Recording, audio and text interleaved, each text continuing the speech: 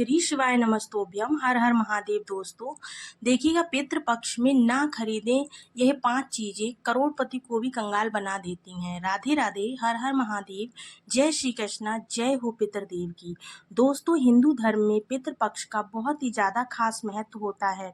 ऐसा कहा जाता है जो व्यक्ति पितृपक्ष में इन चीजों को खरीद लेता है उसे बहुत सारी दिक्कतों का सामना भी करना पड़ सकता है, क्योंकि दोस्तों पितृपक्ष में बहुत सारे शुभ कार्य जो होते हैं वो हम लोगों को बिल्कुल भी नहीं करने चाहिए।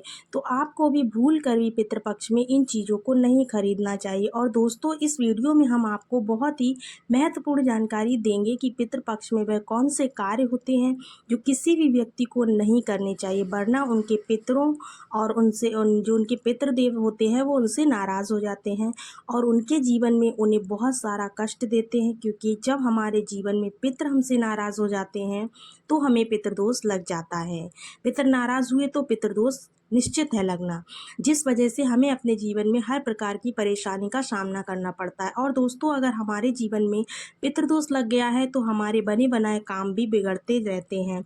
आपको लगता है काम बन रहा है लेकिन वो अचानक से बिगड़ जाता है। अगर आप चाहते हैं कि आपके पितर आपसे प्रसन्न हो और वह आपसे नाराज़ ना हो तो आपको श्राद्ध के दिनों में, पितृपक्ष के दिनों में अपने पितरों के निमित्त पिंडदान तो अवश्य करना चाहिए, जिससे आपकी पितृपक्ष आपसे खुश रहें और उनको तृप्ति भी मिल सके।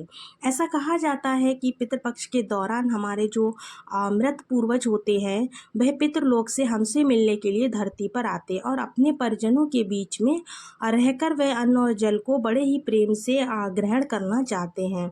तो अगर आप उन्हें अन्न जल ग्रहण नहीं देते हैं तो वो फिर परेशान करने लगते हैं। ऐसे में जिन घरों में स्वयं पितृदेव खुश रहते हैं ना, उस घर में कभी भी कोई भी संकट भूल कर भी नहीं आता है, क्योंकि वह संकट आने से पहले ही पितृदेव उसे खुद अपने ऊपर ले लेते हैं। लेकिन अगर किसी घर में कोई पितृदोष लगा हुआ है या उसके पितृ देवता उससे नाराज़ हैं तो उस घर में हमेशा ही लड़ाई झगड़ा, गृह कलेश, घर की परेशानियों, घर में बीमारी और बहुत सारी समस्याएँ बनी रहती हैं। ऐसे घर में कुछ भी कभी भी मंगल नहीं होता है। और यह जो पितृपक्ष के 16 दिन होते हैं वह अपने पितरों को खुश करने के लिए ही होते हैं। इस पितृपक्ष में हर व्यक्ति अपने पितरों को बड़ी ही आसानी से खुश कर सकता है। लेकिन आपको कैसे पता लगेगा कि आपके घर में पितृदोष है भी या नहीं है? तो दोस्तों आज की इस वीडियो में हम इस विषय में भी आपको बताएंगे। साथ ही आपको यह भी बताएंगे कि कैसे आप पता लगा सकते हैं कि आपके घर में पितृदोष है या नहीं, किस तरीके से आपको लक्षण दिखाई देंगे, साथ ही क्या क्या उपाय आपको करने होंगे। सारी चीज़ों के बारे में हम यहाँ पर बात करने वाले। वीडियो ज़्यादा लंबा नहीं है, छोटा सा ही है, पर आपको सारी जानकारी मिल जाएगी। साथ ही हम आपको एक ऐसा भी कार्य बताएंगे जिससे आपके पितृपक्ष में जरूर ही करना चाहिए, जिससे कि आपके पितृ जो हैं वो आपसे हमेशा ही प्रसन्न बने रहेंगे।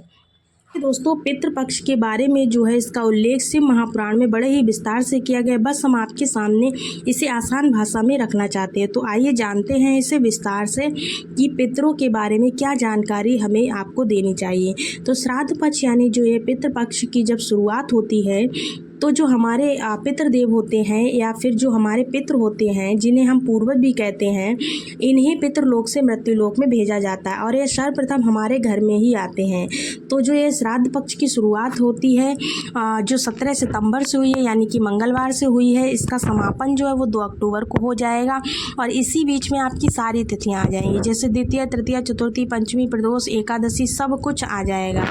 तो किस दिन आपको क्या करना है, किस दिन आपके पूर्वज के लिए को करना है, ऐसे में जिस दिनों में आपके पितर इस दुनिया को छोड़कर गए हैं उसी दिन आपको उनके लिए बड़ी ही श्रद्धा से श्राद्ध करना चाहिए, जिस दिन वो छोड़कर गए हैं। अगर आपको तिथियां पता ही नहीं है तो आप क्या करेंगे?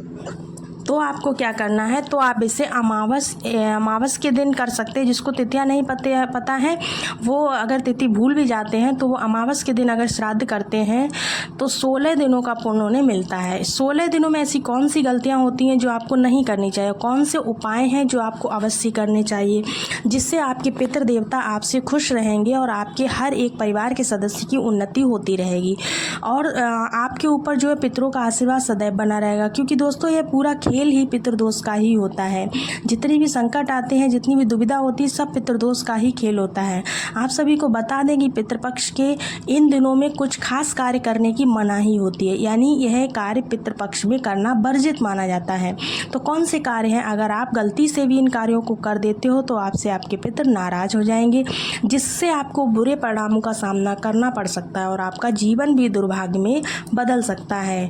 तो चलिए दोस्तों, जानते हैं इस वीडियो में कि कैसे आपको क्या लक्षण दिखाई देंगे, जिससे आपको पता चलेगा कि आखिर हमने क्या गलती की है। ठीक है, तो चलिए दोस्तों, कौन सी चीज़ें हैं जो आपको पितृपक्ष में देखिए, पितृपक्ष के दौरान नमक का दान करना बहुत ही महत्वपूर्ण माना जाता है। इस दौरान नमक का दान आप कर सकते हैं, लेकिन आपको पितृपक्ष के दौरान नमक को भूलकर भी खरीदना नहीं है। मतलब दान कर सकते हैं लेकिन खरीद नहीं सकते। इस समय नमक को खरीदना बहुत ही ज़्यादा अशुभ माना जाता है। श्राद्ध शुरू होने से पहले आपको अपने घर में नमक खरीद कर रख लेना है। पितृपक्ष के दौरान नमक खरीदने से हमारे घर में लगातार बीमारियों का घर बन जाता है। क्या हो जाता है? बीमारियाँ बहुत ज़्यादा हो जाती हैं। इसी तरह से सरसों का जो तेल होता है, सरसों का तेल अगर आप पितृपक्ष के दौरान सरसों का तेल खरीदते हैं तो पितरों के साथ ही शनिदेव भी आपसे बहुत ज़्यादा क्रोधित हो जाते हैं, क्योंकि शनिदेव को जो सरसों का तेल होता है उसका दीपक जलाया जाता है। इसलिए इस दौरान सरसों का तेल भी नहीं खरीदना चाहिए। और दोस्तों, आप लोग तो जानते ही होंगे, जब शनिदेव किसी से क्रोधित हो जाते हैं तो उस व्यक्ति की क्या दशा करते हैं। इसको भी पितृपक्ष शुरू होने से पहले ही आपको अपने घर में खरीद कर रख लेना चाहिए। अगर नहीं खरीद पाए हैं तो आपको क्या करना है? रिफाइंड का यूज़ करना है। तीसरी चीज़ आपकी आती है झाड़ू। झाड़ू का संबंध जो है माता लक्ष्मी से माना जाता है। पितृपक्ष के दौरान झाड़ू खरीदने से आपको समस्याओं का सामना करना पड़ सकता है, खासकर आपकी आर्थिक स्थिति पर बहुत ज़्यादा असर पड़ता है। तो इसलिए श्राद्ध पक्ष के दौरान झाड़ू को भी गलती से भी भूल कर भी नहीं खरीदना है। चौथी चीज़ आपकी आती है, पितृपक्ष के दौरान आपको नए वस्त्र बिल्कुल भी नहीं खरीदने चाहिए। यह बहुत ही ज़्यादा अशुभ होते हैं। जब हम अपने पितरों को याद करते हैं और सात्विक जीवन जीते हैं तो गलती से भी उस दौरान आपको नए वस्त्र और नए आभूषण से बचना चाहिए, मतलब इनको नहीं खरीदना चाहिए। और दोस्तों, अगली चीज़ है आपकी, पितृपक्ष के दौरान आपको वाहन और भूमि भवन यानी कि 15-16 दिनों में आपको बिल्कुल भी नहीं खरीदना चाहिए। गलती से भी आप ऐसा कर लेते हैं तो इसके गंभीर परिणाम आपको भुगतने पड़ सकते हैं। इस दौरान भूमि या वाहन की खरीदारी करने से फ़ायदे की जगह आपको नुकसान उठाना पड़ सकता है, इसलिए आप लोग ये चीज़ बिल्कुल भी ना करें। चलिए अब जानते हैं कि पितृपक्ष में किन चीज़ों को खरीदना होता है शुभ, यानी क्या चीज़ें हैं जो हम पितृपक्ष के दौरान खरीद सकते हैं। तो देखिए, सबसे पहली चीज़ है काले तिल। काले तिल पितृपक्ष में आप खरीद सकते हैं, बहुत ही ज़्यादा शुभ माने जाते हैं। ऐसे में इन दिनों में अगर आप काले तिल को खरीद लेते हैं या इसका दान कर देते हैं तो आपको बहुत ही ज़्यादा फ़ायदा देखने को मिलेगा, बहुत ज़्यादा शुभ परिणाम उसके देखने को मिलते हैं।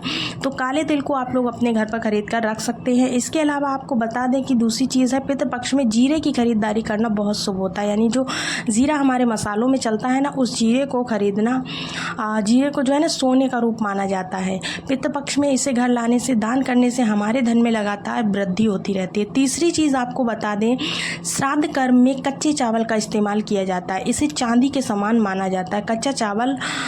ऐसे में इन दिनों में चावल घर पर लाना बहुत ज़्यादा शुभ होता है, तो हमारे जीवन से जो भी परेशानियां होती हैं वो दूर हो जाती हैं। अगली चीज़ है हमारी चमेली का तेल। शास्त्रों के अनुसार कहा जाता है कि अगर पितरों को चमेली का तेल अर्पित किया जाए तो इससे जो हमारे पितृ होते हैं वो तृप्त हो जाते हैं। ऐसे में पितृपक्ष के दौरान चमेली का तेल घर में लाना या दान करना हमारे लिए बहुत ही शुभ परिणाम देने वाला होता है। तो आप लोग चमेली का तेल भी ज़रूर खरीदिएगा।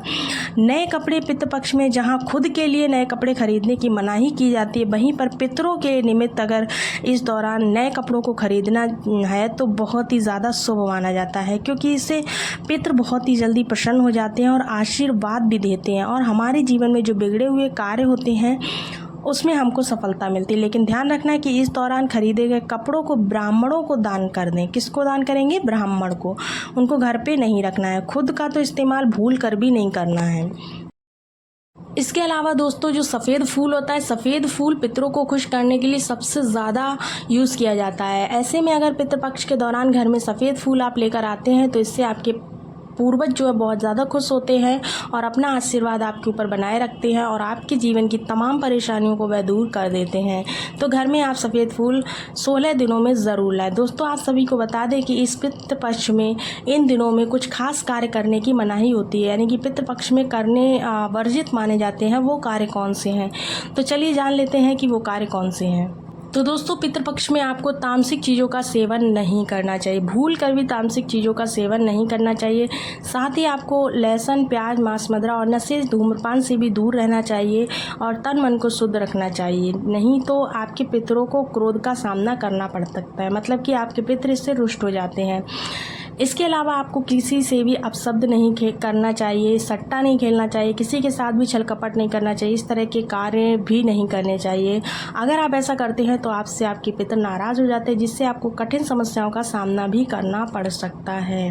तो दोस्तों, कैसा लगा आपको आज का वीडियो? उम्मीद है कि आज का वीडियो थोड़ा सा लंबा हो गया है, पर वीडियो में जो भी जानकारी दी है एकदम उचित जानकारी दी है। अगर वीडियो पसंद आया तो चैनल को लाइक, सब्सक्राइब, शेयर ज़रूर कीजिएगा। और दोस्तों, आप लोग कमेंट्स ज़रूर कीजिएगा कि आपको कौन सी जानकारी अच्छी लगी और जो नहीं लगी उसके लिए भी आप लोग कमेंट्स कर सकते हैं। मिलते हैं नेक्स्ट वीडियो में, तब तक के लिए श्री शिवाय नमस्तोभ्यम, राधे राधे, हर हर महादेव।